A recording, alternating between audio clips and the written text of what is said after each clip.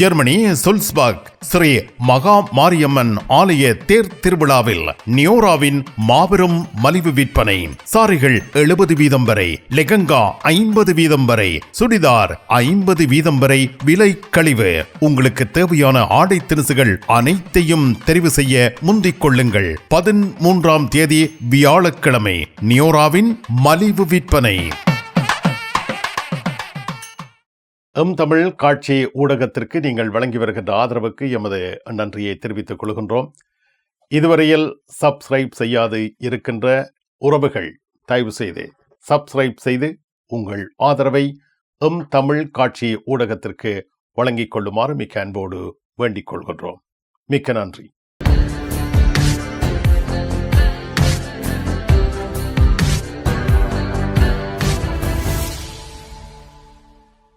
Germany செய்திகள். Germany நாட்டில் இருந்து வேலும் மயிலும் ராமகிருஷ்ணன் அவர்கள். என் தமிழ் உறவுகளை வணக்கம். ஜெர்மனி நாட்டில் 2040 ஆண்டில் லட்சக்கணக்கில் வேலை செய்பவர்களுக்கான தேவை ஏற்படும் என புள்ளி விவரம் வெளியாகியுள்ளது.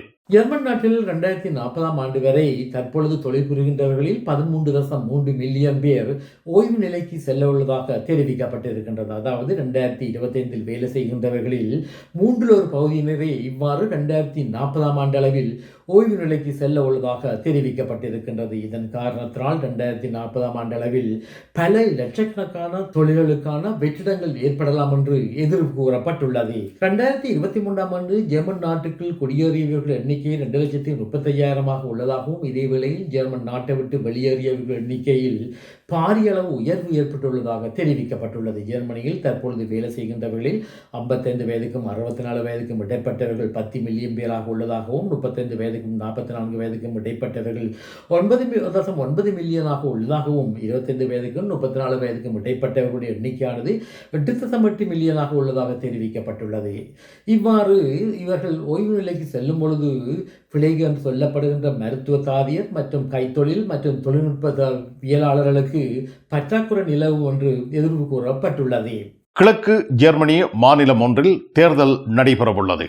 கிழக்கு ஜெர்மனியின் ஒரு மாநிலமான சாக்சன் அன்ஹால்ட்டில் தற்பொழுது தேர்தல் நடைபெற இருக்கின்றது. அதாவது வருகின்ற புரட்டாதி மாதம் இந்த மாநிலத்திற்கான தேர்தல் நடைபெறவுள்ள நிலையில் ஜெர்மனியின் அதிதீவிர வலதுசாரி கட்சியான ஏஎஃப்டி கட்சியானது தற்போது வெளிவந்துள்ள கருத்து கணிப்பின் பிரகாரம் 41% வாக்குகளை பெறும் என்று எதிர்பார்க்கப்படுகின்றது. இதே வேளையில் ஜெர்மனியின் ஆளும் கூட்டு கட்சியின் பிரதான கட்சியான CDU கட்சி 24% வாக்குகளை மட்டுமே பெறக்கூடிய வாய்ப்பு உள்ளதாக கருத்து கணிப்பு ஒன்று கூறுகின்றது. இதே வேளையில் சாக்சன் அன்ஹால்ட்டில் ஏஎஃப்டி என்று சொல்லப்படுகின்ற கட்சியினுடைய முக்கிய அரசியல் பிரமுகரான உல்ரிக் சீக்மன் அவர்கள் கருத்து வெளியிடுகையில் ஜெர்மனியுடைய அரசாங்கமானது குடியேற்றவாசிகளுக்கு பல பில்லியன் யூரோக்களை சமூக உதவி பணமாக வழங்கி வருவதாக குற்றம் சாட்டி இருக்கின்றார். அதாவது ஜெர்மன் அரசாங்கமானது வருடம் ஒன்றுக்கு ஜெர்மன் பிரஜாயிரமே இல்லாதவர்களுக்கு 20 பில்லியன் யூரோக்களை சமூக உதவி பணமாக வழங்குவதாக அவர் தனது குறையை சுட்டிக்காட்டி இருக்கின்றார். இதன் காரணத்தினால்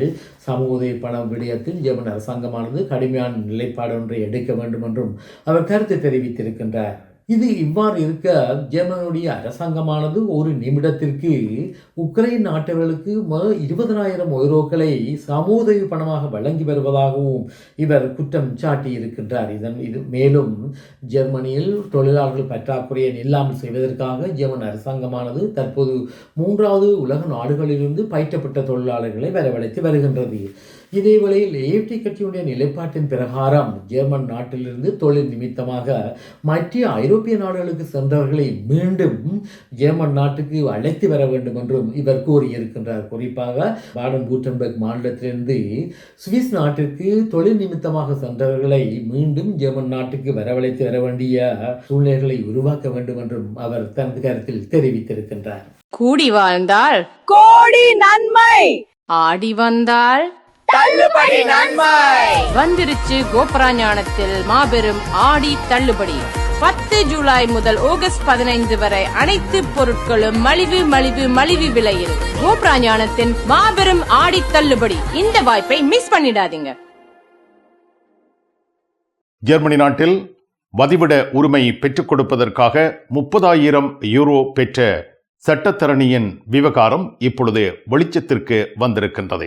ஜெர்மன் நாட்டில் வதிவிட விசாவை பெற்றுக் கொள்வதற்காக 30,000 யூரோக்கள் வரை சீனா, வியட்நாம் மற்றும் சூடான் போன்ற நாடுகளில் உள்ள பிரஜைகளிடமிருந்து பெற்றுக்கொண்டதாக ஜெர்மனியின் முன்னாள் வழக்கறிஞர் சட்டத்தரணி ஒருவருக்கு எதிராக பிராங்க்ஃபோர்ட் மாவட்ட நீதிமன்றத்தில் வழக்கொன்று ஆரம்பிக்கப்பட்டுள்ளதாக தெரிவிக்கப்பட்டிருக்கின்றது. அதாவது இந்த சட்டத்தரணியானவர் 54 வயதுடையவர் என்றும் 2017 ஆண்டுக்கும் 2023 ஆண்டுக்கும் இடையில் சீனா, துருக்கி, ஈரான், சூடான் மற்றும் வியட்நாம் போன்ற நாடுகளிலிருந்து இவர் போலியான நடவடிக்கைகளின் மூலம் இந்த நாட்டுக்கு வருவதற்கு வதிவிட விசாவை பெற்றுக் கொடுத்ததாக தெரிய வந்திருக்கின்றது. இதே வேளையில் மொத்தமாக இந்த சட்டத்தரணியானவர் 2,77,500 யூரோக்களை இவர் பெற்றுக்கொண்டதாக தெரிவிக்கப்பட்டிருக்கின்றது.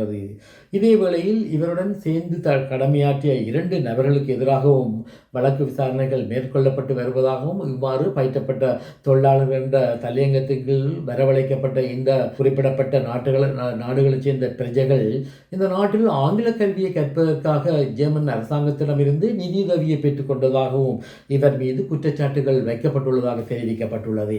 ஜெர்மனி நாட்டில் அகதிகளாக அங்கீகரிக்கப்பட்டிருப்பவர்கள் தமது சொந்த உறவுகளை தாயகத்தில் இருந்து அழைப்பதாக இருந்தால் அவர்களுக்கு தாயகத்தில் உயிர் அச்சுறுத்தல் ஏற்பட்டிருக்கிறது என்பதை நிரூபிக்க வேண்டும் என அறிவிக்கப்பட்டுள்ளது.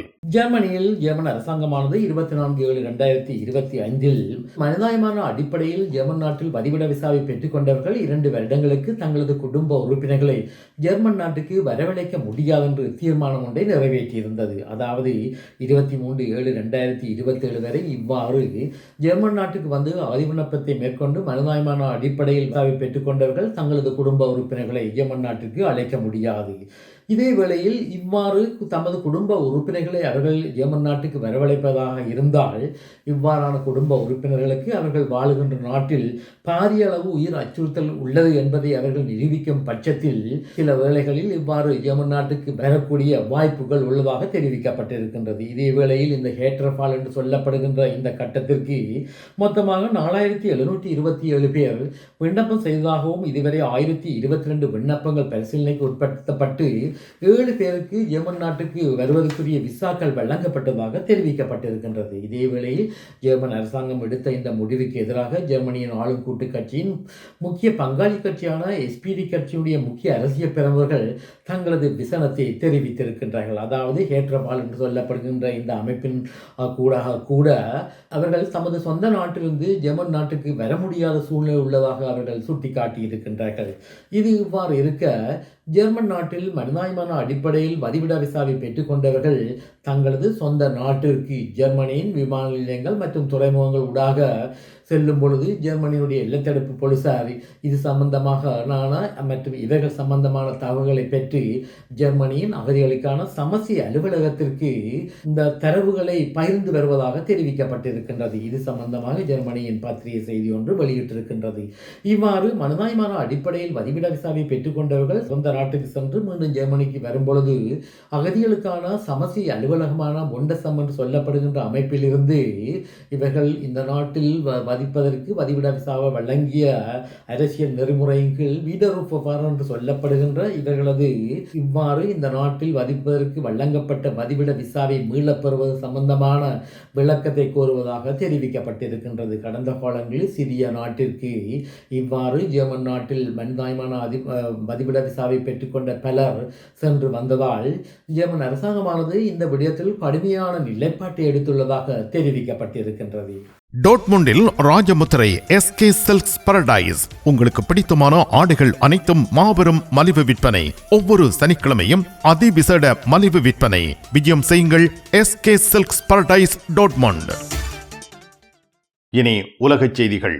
அமெரிக்க அதிபர் டொனால்ட் ட்ரம்ப் அவர்கள் காசாவில் பாலஸ்தீன தீவிரவாத அமைப்பான ஹமாஸ் தீவிரவாத அமைப்பு தமது ஆயுதங்களை கைவிட தயாராக உள்ளதாக தெரிவித்திருந்தார். இதே வேளையில் இஸ்ரேல் நாட்டிடம் 15 அம்ச கோரிக்கைகளை ஏற்றுக்கொள்ளுமாறும் அவர் வேண்டியிருந்தார். இது இவ்வாறு இருக்க இஸ்ரேலுடைய பிரதமர் பெஞ்சமின் நெட்டன்யாகு அவர்கள் அமெரிக்க அதிபர் டொனால்ட் ட்ரம்புடைய இந்த 15 அம்ச கோரிக்கைகளை நிராகரித்துள்ளதாக தெரிவிக்கப்பட்டிருக்கின்றது. அதாவது காசா பிரதேசத்தில் ஹமாஸ் அமைப்பானது தமது ஆயுதங்களை முற்றாக கையளிக்கும் வரை காசா பிரதேசத்திலிருந்து இஸ்ரேலிய துருப்புக்கள் வாபஸ் பெற மாட்டார்கள் என்றும் தெரிவிக்கப்பட்டிருக்கின்றது. இது இவ்வாறு இருக்க கடந்த வியாழக்கிழமை அன்று சவுதி அரேபியாவின் மெக்கா நகரத்தில் 3 இஸ்லாமிய நாடுகள் பாதுகாப்பு ஒப்பந்தம் ஒன்றை மேற்கொண்டிருந்தன. குறிப்பாக துருக்கி, சவுதி அரேபியா, பாகிஸ்தான் போன்ற நாடுகள் கூட்டாக ஒரு பாதுகாப்பு ஒப்பந்தத்தை மேற்கொண்டு இந்த 3 நாடுகளில் ஒரு நாட்டுக்கு ஏதாவது ஒரு நாடானது தாக்குதல் நடாத்தினால் இந்த தாக்குதலானது 3 நாடுகள் மீது மேற்கொள்ளப்பட்ட தாக்குதலாக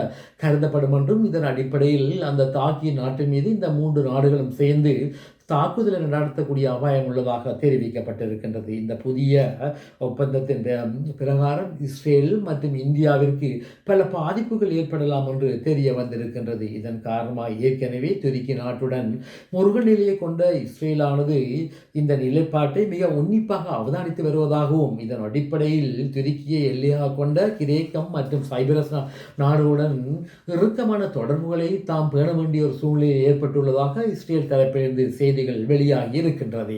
மிக்க நன்றி வேலும் மயிலும் ராமகிருஷ்ணன் அவர்களே. மீண்டும் சந்திப்போம். வணக்கம். அதெல்லாம் இருக்கட்டுமாப்பா, வீட்டு டிடி பாக்ஸ் இருக்கோ என்ன இல்லையோ? எனக்கு விசாக்கு முதல் டிடி பாக்ஸ் இருக்கும் இல்ல? சரி, ஓகே, பாய். நைட் எடுக்கிறேன் என்ன? சரியா? இங்க என்னடா வாங்கி விற்கிறாராம்? என்ன இப்போ உலகம் டிடி பாக்ஸ் எல்லாம் இருந்திருக்கு? இல்லை, அவர் என்னன்னு சொன்னா ஃபுட் சிட்டி வச்சுக்கிறாரு தானே, இப்போ கொஞ்சம் பிஸியா இருப்பார். அவர் வீட்டை டிவியும் பாக்குறீங்கள, அப்ப இப்ப நான் போறேன் தானே, இப்ப வாங்கி விற்பேன். மறந்துடாதீங்கோ, நீங்களும் வீட்டுல டிடி பாக்ஸ் வாங்கி வைங்க. தமிழ் தொலைக்காட்சிகளின் நிகழ்ச்சிகளை தங்கள் இல்லங்களுக்கு எடுத்து வருவதில் முன்னணி வகிப்பது டிடி பாக்ஸ். நீங்கள் விரும்பும் தொலைக்காட்சி நிகழ்ச்சிகளை இலகுவாக பார்த்து மகிழ டிடி பாக்ஸ். விவரங்களுக்கு 0049 1630 00 78 00.